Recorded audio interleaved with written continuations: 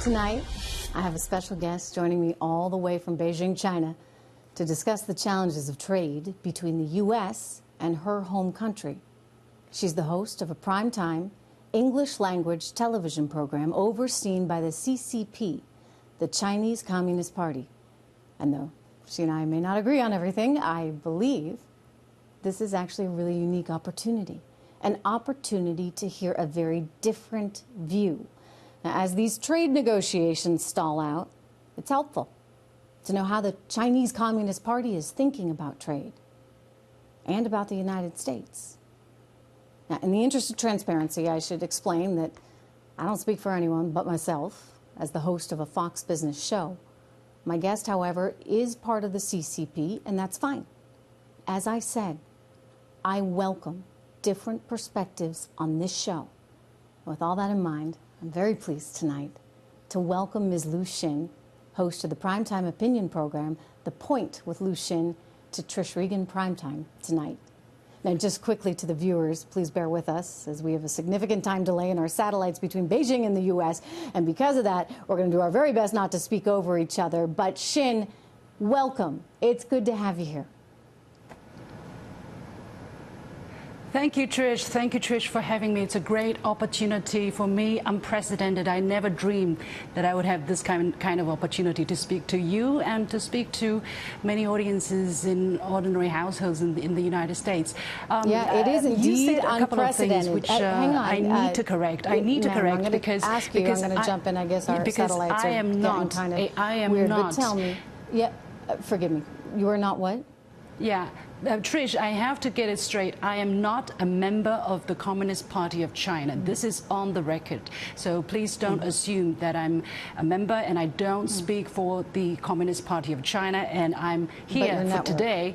I'm only speaking for myself as Liu Xin, a journalist working for CGTN. So if anybody wants to quote me or anything, please put my name there at least. Okay, appreciate it. What's your current assessment of where the trade talks actually are right now? Do you believe, give me your current assessment of where we are on these trade talks. Do you believe a deal is possible?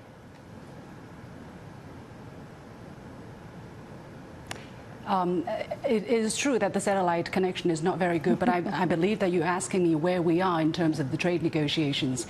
I don't know. I don't have any insider information. What I knew was the talks were not very successful last time they were going on in the United States, and now I think both sides are considering what to go next. But I think China has made the Chinese government has made its position very clear that unless the United States treat the Chinese government, treat the Chinese negotiating team with respect and show the willingness to talk without using outside pressure, there is high possibility that there could be a productive trade deal. Otherwise, I think we might be facing a prolonged period of problems for both sides. And I would stress that trade wars are never good. They're not good for anyone.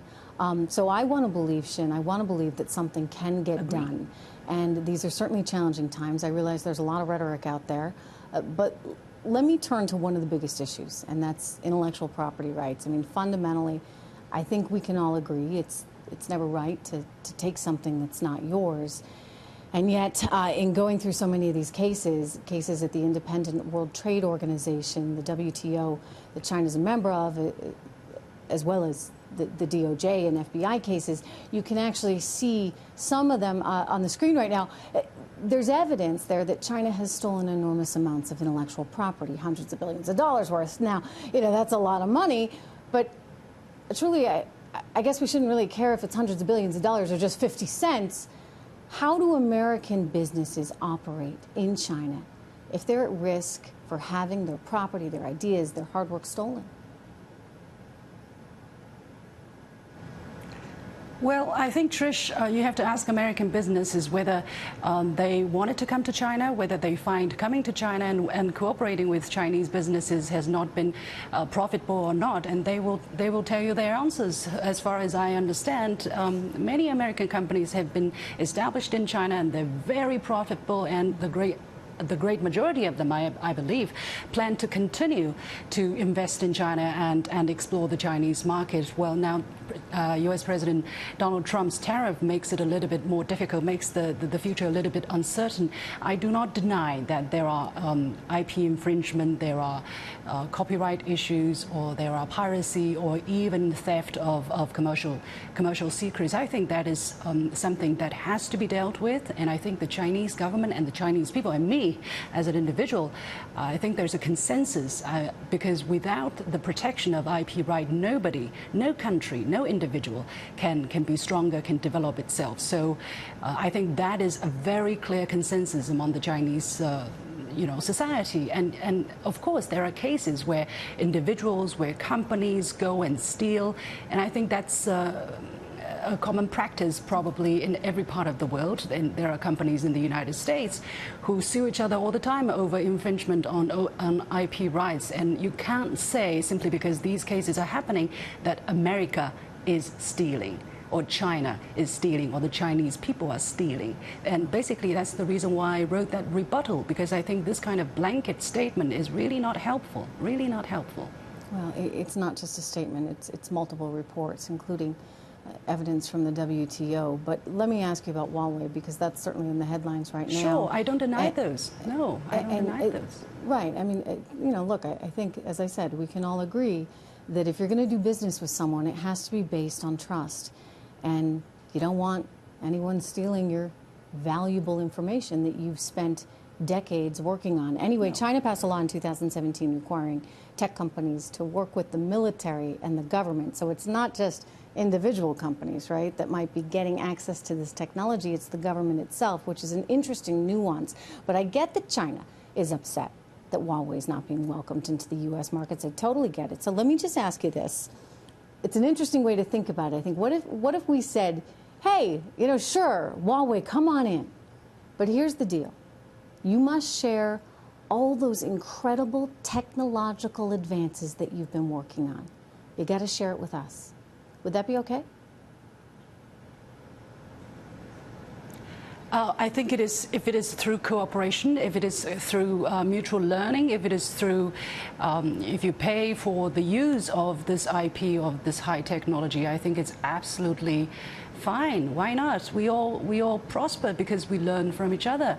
I learned English because I had American teachers. I learned English because I had American friends. I still learn how to do journalism because I have American copy editors or editors.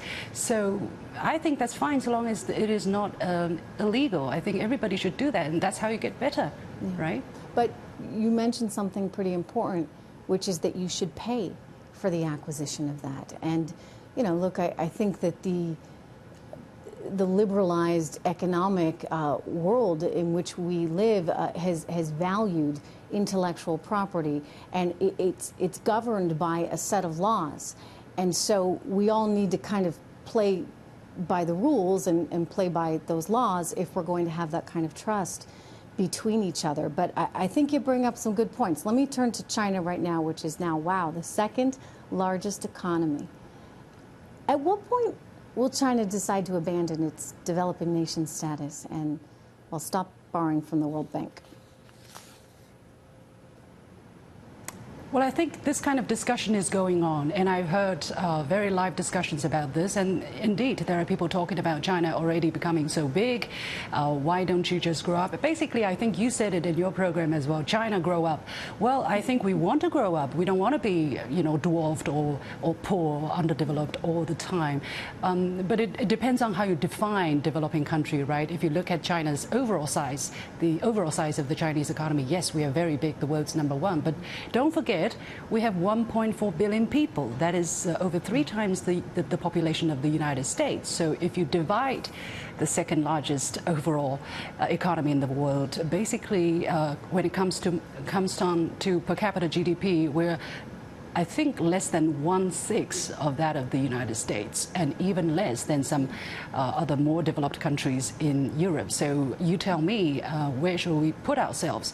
This is a very complicated issue because per capita, as I said, is very small, but overall it's very big. So we can do a lot of big things, and people are looking upon us to do much more around the world. So I think we are doing that. We're contributing to the United Nations. We are the world's biggest contributor to the UN peacekeeping missions, and we're giving out donations and humanitarian aids and all of that because we know we have to grow up. And Trish, thank you for that reminder.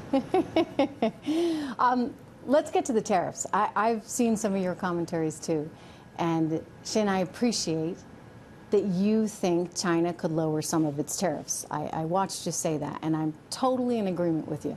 In 2016, the average tariff, effectively a tax, that was charged on an American good in China was 9.9%. Now, that was nearly 3 times what the U.S. was charging. So what do you say about this? What do you think about saying, hey, you know, to heck with these tariffs. Let's get rid of them altogether. Would that work? I think that would be a wonderful idea. I mean, don't you think for American consumers, products from China would be even cheaper, and for consumers in China, products from America would be so much cheaper too. I think that would be a wonderful idea. I think we should work towards that. But you know, you talked about rule-based system, rule-based order. This is the thing. If you want to change the rules, it has to be done in mutual consensus. Basically, when you talk about tariffs, it is not just between China and the United States. I understand if you lower tariff just between China and the United States, the Europeans will come, the Japanese will come, the Venezuelans probably will come and say, hey, we want the same tariff. You can't discriminate, you know, between countries. So it is a very complicated settlement to reach, and I think the last deals, right? Agreement that China and the about trade, yes, I'm talking about tariffs. And I think the last time when the world agreed on the kind of tariff reduction China should commit to was exactly the result of multilateral and years of difficult negotiations. The United States saw in its interest and decided to what degree they can agree or to what degree they can lower their tariff. Nobody put a gun at their head. And China agreed to, although with some difficulties, to lower our tariff considerably. It is all the decision of countries according to their own self-interest. Now, things are different. Yes, I agree. 20 years later, what are we going to do? Maybe these old rules need to be changed. You know what? Let's talk about it. Let's do it according to the rules, the same rules. If you don't like the rules, we'll change the rules. But again, it has to be a multinational, a multilateral decision I process. would just say, you know, you can go back to the trade agreement of 1974, Section 301. There is a rule that enables the United States to use tariffs to try and influence the behavior of China should it be stealing our intellectual property. And that, I think, in some ways is part of what this all comes back to, and it's this sense of trust. And I hear you on the forced technology transfer, and I think that some American companies perhaps have made some mistakes in terms of being willing to overlook what they might have to give up in the near term. But this is an issue, I think, where the country as a whole needs to step in, and we're seeing the United States do that, perhaps in a way that hasn't happened. I mean, it's been in the background. Don't get me wrong. I think previous administrations have identified the challenge, but have really been a little unwilling to take it on. So we're living in these very different times. How do you define state capitalism? You mean how do I define? Sorry, I didn't hear the last thing. You mean forced technology transfer, or so-called state forced capitalism. Technology transfer? No. Well, I guess forced technology transfer may be part of that, but state capitalism. In other words, one of the things that I would technology transfer, and somehow you kind of skid it away. I'm playing you a compliment here. Hang on one second, XIN. I want to say that I think, you know, your system of economics is very interesting because, you know, you have a capitalist system, right? But it's state-run. So talk to us about that. How do you define it? Well, we would like to define a socialism with Chinese characteristics, where market forces are expected to play the dominating or the deciding role in the allocation of resources. Basically, you know, let the market. We want it to be a market economy, but there are some Chinese characteristics. For instance, some state-owned enterprises which are playing an important but increasingly smaller role, maybe in the economy. And everybody thinks that China's economy is state-owned, everything is state-controlled, everything is state. But let me tell you, it is not the true picture. If you look at the statistics, for instance, 80% of Chinese employees were employed by private enterprises. 80% of Chinese exports were done by private companies, were produced by private companies. About 65% of technological innovation were carried out by private enterprises. The largest, some of the largest companies that affect our life, for instance, some internet companies or some 5G technology companies, they are private companies. So we are, yes, a socialist economy with Chinese characteristics, but it's, you know, not everything state-controlled, state-run. It's not like that. We are actually quite mixed and very dynamic and actually very, very open as well. Well, I think you need to probably keep being open. I think that you know, as a free trade person myself, I think that that's the direction to pursue. And ultimately, that leads to greater economic prosperity for you and better economic prosperity for us. And so then you get a win-win. But absolutely. This was interesting. I appreciate you being here. Thank you. Thank you. Thank you so much. If you want to have a discussion in the future, we can do that. If you want to come to China, I'd love it. You're welcome, and I'll take you around. Thank you, Trish, for the opportunity. Thank you so much. Okay. You know, look, I would just say, as I told XIN, no one wants a trade war. But we have to think long and hard about the right next steps.